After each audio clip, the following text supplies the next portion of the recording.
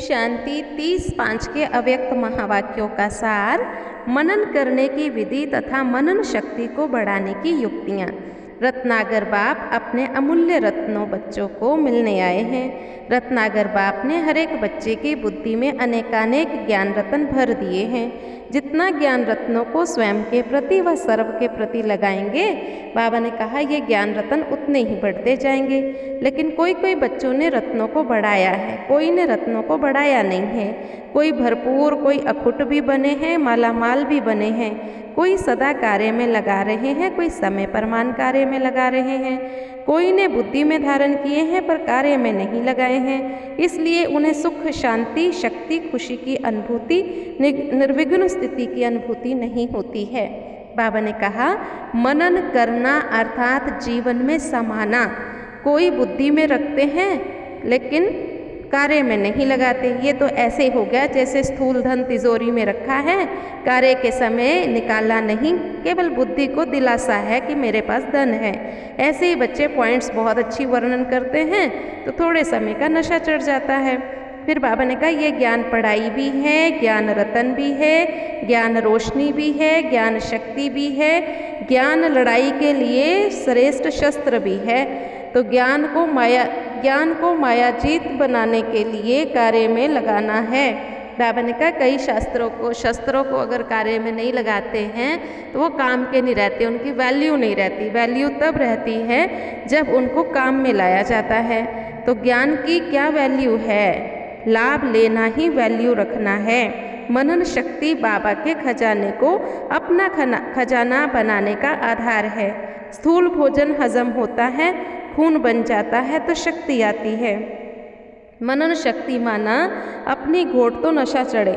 मनन शक्ति अर्थात अंतर्मुखी बन सागर के तले में जाना और ज्ञान की एक एक पॉइंट का राज क्या है, किस समय किस विधि से कार्य में लगानी है और हर पॉइंट्स को अन्य आत्माओं की सेवा में किस विधि से लगाना है। साथ साथ माया के विघ्नों में और समय परिस्थितियों की, ये जो प्रकृति की परिस्थितियाँ आती हैं उस समय कैसे काम में लगाना है। तो ये सब प्रैक्टिकल देखना है कि मैं मायाजीत बना हूँ या मेहनत लगती है या थोड़ा समय व्यर्थ चला जाता है। अगर व्यर्थ चला जाता है तो इससे सिद्ध होता है यथार्थ विधि नहीं है, इसलिए सिद्धि नहीं मिली है। अभ्यास नहीं होता है, अचानक कार्य में लगाने का प्रयत्न करते हैं तो धोखा खा लेते हैं। ये अलबेलापन है। समय पर सोचने वालों का बाबा ने का टाइटल क्या होता है? पहले नहीं अभ्यास करते, समय पर सोचेंगे। तो ऐसे बच्चों को बाबा ने टाइटल दिया कुंभकर्ण। रोज मनन शक्ति का अभ्यास बढ़ाओ, हर कर्म में मनन शक्ति का अभ्यास बढ़ाते जाओ। विशेष टाइम नहीं मिले तब हम ये मनन शक्ति करें, ऐसा नहीं। हर कर्म करते, दफ्तर में जाते, कोई भी कर्म करते, बुद्धि तो फ्री होती है तो मनन शक्ति करते जाओ, बहुत मज़ा आएगा, बोर नहीं होंगे। कोई तो स्वदर्शन चक्कर 5 मिनट में घुमा लेते हैं, सतयुग, त्रेता, द्वापर, कलयुग। बाबा ने कहा ऐसा नहीं, आराम से बैठ करके मनन करो, अभ्यास बढ़ाओ, आधा घंटा एक चिंतन पर चलाओ। स्वदर्शन चक्रधारी बनना, नॉलेजफुल और पावरफुल स्थिति का अनुभव करना। मनन शक्ति में बुद्धि बिजी रहेगी तो माया आपे ही किनारा कर लेगी, सहज माया जीत बन जाएंगे।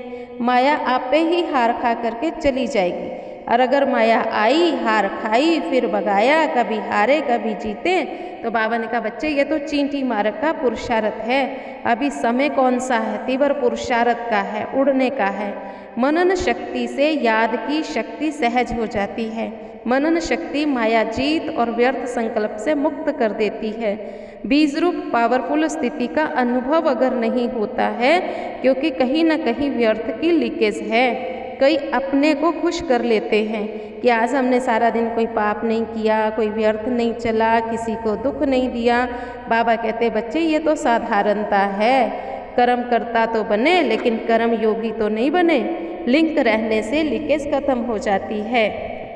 फिर जिस समय जो करना चाहो वह सहज कर सकेंगे। जब ज्ञान की समृद्धि है तो ज्ञान के सिमरन से ज्ञानदाता स्वतः ही याद आता है। तो समझा मनन कैसे करना होता है। अच्छा, ज्ञान के सागर ज्ञानी तो आत्मा बच्चों को सदा मनन शक्ति द्वारा सहज मायाजीत बनने वाली श्रेष्ठ आत्माओं को बाप दादा का याद प्यार और नमस्ते। फिर बाबा मिले पार्टियों से। बाबा ने कहा, बच्चे अभी तीव्र पुरुषार्थी बनो। कभी पुरुषार्थी कभी कमज़ोर, ऐसा नहीं। तीव्र पुरुषार्थी कभी रुकते नहीं हैं, उड़ते हैं। तो उड़ता पंछी बन उड़ती कला का अनुभव करते चलो। आज का वरदान, तोड़ना, मोड़ना और जोड़ना। इन 3 शब्दों की स्मृति द्वारा सदा विजयी भव। सारी पढ़ाई और शिक्षाओं का सार ये 3 शब्द हैं।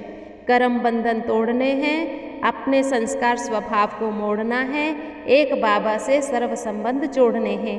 ये 3 शब्द संपूर्ण विजयी बना देंगे। इसके लिए सदा यही स्मृति रहे, जो भी इन नैनों से विनाशी चीज़ें देखते हैं वह सब विनाश हुई पड़ी हैं। उन्हें देखते भी अपने नए संबंध, नई सृष्टि को देखते रहो तो कभी हार हो नहीं सकती। स्लोगन है, योगी की निशानी है सदा क्लीन और क्लियर बुद्धि। आज का स्वमान रहेगा, मैं सदा विजयी हूँ। 3 शब्द याद रखिएगा, तोड़ना, मोड़ना और जोड़ना। कर्म बंधनों को तोड़ना है, स्वभाव संस्कारों को मोड़ना है, बुद्धि योग एक बाबा से जोड़ना है। ओम शांति।